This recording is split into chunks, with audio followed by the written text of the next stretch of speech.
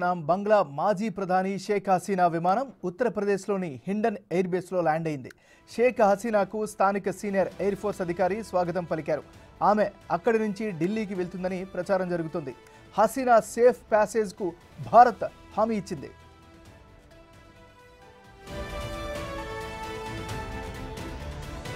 అంతకుముందు బంగ్లాదేశ్ నుంచి భారత సరిహద్దు వరకు M-17 హెలికాప్టర్లో హసీనా ప్రయాణం చేశారు.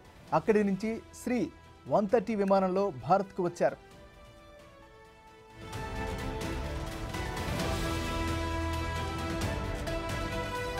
బంగ్లాదేశ్ పార్లమెంట్లోకి ఆందోళనకారులు చొరబడ్డారు.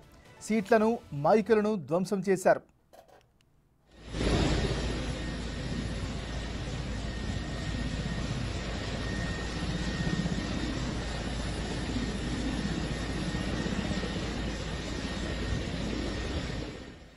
బులెటిన్లో మనం బ్రేకింగ్ న్యూస్ చూస్తున్నాం. బంగ్లా మాజీ ప్రధాని షేక్ హసీనా విమానం ఉత్తరప్రదేశ్లోని హిండన్ ఎయిర్ బేస్లో ల్యాండ్ అయింది.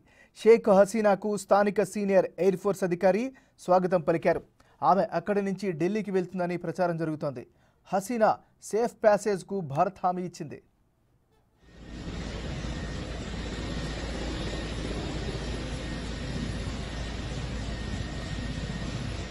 బంగ్లాదేశ్ నుంచి భారత్ సరిహద్దు వరకు M-17 హెలికాప్టర్లో హసీనా ప్రయాణం చేశారు. అక్కడి నుంచి C-130 విమానంలో భారత్కు చేరుకున్నారు.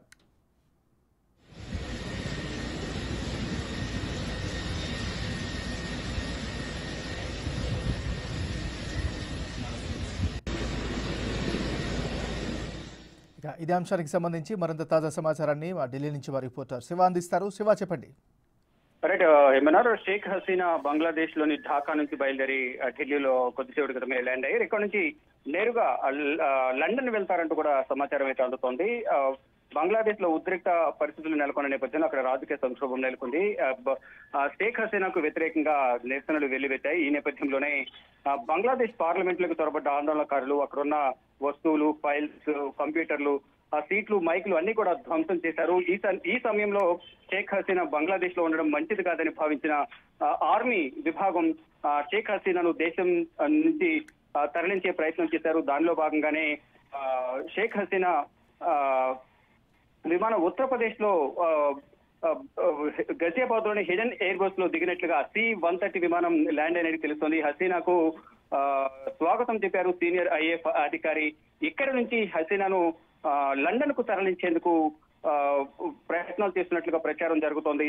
ఈ నేపథ్యంలోనే అంటే ముందుగా అసలు అక్కడ ఉద్రిక్త పరిస్థితులు నెలకొన్న తర్వాత షేక్ హసీనాకు వ్యతిరేకంగా నిరసనలు తెలియజేయడం, షేక్ హసీనా పైకి దాడికి యత్నించేందుకు కూడా ప్రయత్నించినట్టు తెలుస్తుంది. PMO కార్యాలయం కూడా ముట్టడించినట్టు తెలుస్తుంది. ఈ నేపథ్యంలోనే షేక్ హసీనాను ఆర్మీ విభాగం అక్కడి నుంచి ఆర్మీ అధికారులు, ఆర్మీ చీఫ్ కూడా బంగ్లాదేశ్ లోని అక్కడి నుంచి తరలించి ముందు భారత్ వైపు వెళ్తారు అని ప్రచారం జరిగింది. అంటే భారత్ లోనే ఉండే విధంగా కూడా ముందు ఏర్పాట్లు చేశారంటూ కూడా ప్రచారం జరిగింది. కానీ భారత్ వచ్చి అంటే ఇక్కడ నుంచి ఢిల్లీ నుంచి లండన్ వెళ్లేందుకు ఏర్పాట్లు కూడా చేసింది అక్కడ ఉన్న రాయబార కార్యాలయం. ఈ నేపథ్యంలోనే కొద్దిసేపు క్రితమే గజియాబాద్ లోని హిండన్ ఎయిర్ బేస్ లో దిగారు.